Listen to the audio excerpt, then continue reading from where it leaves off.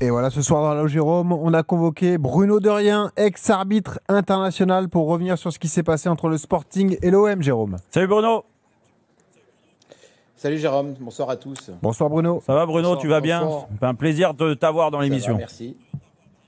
Ah ben, partagé. Bon, écoute, ça tombe bien, il s'est passé plein de choses hier sur le match de l'Olympique de Marseille. Bon, on pourrait te faire venir très souvent parce que souvent on parle de l'arbitrage français dans notre Ligue 1. Là, c'était en Coupe d'Europe. Qu'est-ce que tu as pensé hier de l'arbitre de ce Sporting Portugal Olympique de Marseille? Le fait du match, bien sûr, c'est l'expulsion d'Emerson qui met ses coéquipiers à 10. Alors, d'abord, je veux revenir sur le premier carton jaune qu'il écope pour cette main sur laquelle, je dirais, il ne pouvait peut-être pas faire grand-chose à part se couper le bras. Et puis, ce deuxième avertissement qui est tout à fait justifié, parce que c'est vrai qu'en direct, on a le sentiment qu'il y a faute. Et puis, quand on revoit après les images avec la VAR, on voit forcément qu'il essaye d'obtenir un penalty. À partir de là, l'arbitre estime qu'il simule et il est obligé de mettre un deuxième carton jaune, synonyme de carton rouge. Donc le débat pose plutôt sur le premier carton jaune, quoi. Y avait-il moyen, y avait-il, comment dirais-je, une obligation de sortir un jaune sur cette main-là? Je lui ai dit à Jérôme. Certes, le bras est un peu décollé. Bon, est-ce que c'est un acte d'anti-jeu? Je ne suis pas totalement convaincu. Il ne peut pas faire grand-chose d'autre. Hein. Et Bruno, est-ce que, malgré tout, alors on va dire qu'il fait une erreur sur ce premier jaune. Est-ce qu'il peut faire preuve, sachant que c'est le règlement à la lettre sur le penalty, est-ce qu'il peut faire preuve quand même de pédagogie en se disant, bon, le premier jaune, il était difficile. Ok, là, ça mérite un deuxième jaune avec la simulation, mais vu que je lui ai mis le premier qui n'était pas forcément mérité, allez, je ne lui mets pas. Ouais. Est-ce que ça, c'est possible ou, bêtement, le règlement, tu dois l'appliquer? Non, malheureusement, ce n'est pas possible. À partir du moment que tu siffles une simulation, tu es obligé d'accompagner cette simulation d'un carton jaune. Simulation, c'est carton jaune automatiquement, qu'elle soit amplifiée ou pas. Ah oui, simulation, c'est carton jaune. Dès qu'un joueur essaye de simuler d'obtenir un penalty dans la surface, ici c'est avéré, bien entendu, eh bien, c'est la sanction, c'est carton jaune. Ça, c'est la règle. Et alors, il est obligé, bien sûr, d'appliquer la règle parce que lui aussi dispute un championnat entre les arbitres européens et il souhaite avoir une bonne note et continuer à diriger les matchs de Ligue des Champions. Vous comprenez bien. Et sur cette note-là, Bruno, moi je voulais revenir avec toi sur le premier coup de sifflet qu'il a eu à donner, c'est-à-dire la faute de Balerdi. Ah ouais. Est-ce que pour toi, ça méritait un peu plus que juste un carton jaune? Oui, on joue la deuxième minute. Là aussi, Balerdi, on pourrait même dire que c'est un carton orangé. Hein. Moi, je me suis posé la question, est-ce que cette faute n'aurait pas une action nette de but, hein?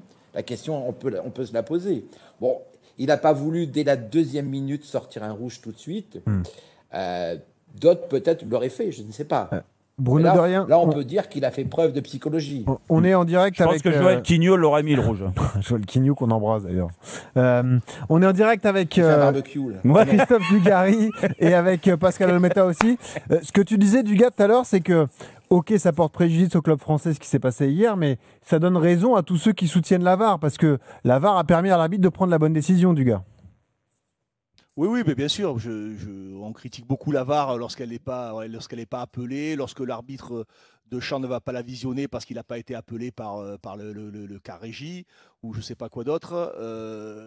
Là, pour le coup, tout a été bien fait, bien rectifié, et ça a donné une justice sur cette action-là au match. Voilà. Donc moi, je pense que c'est aussi ce qu'il faut relever.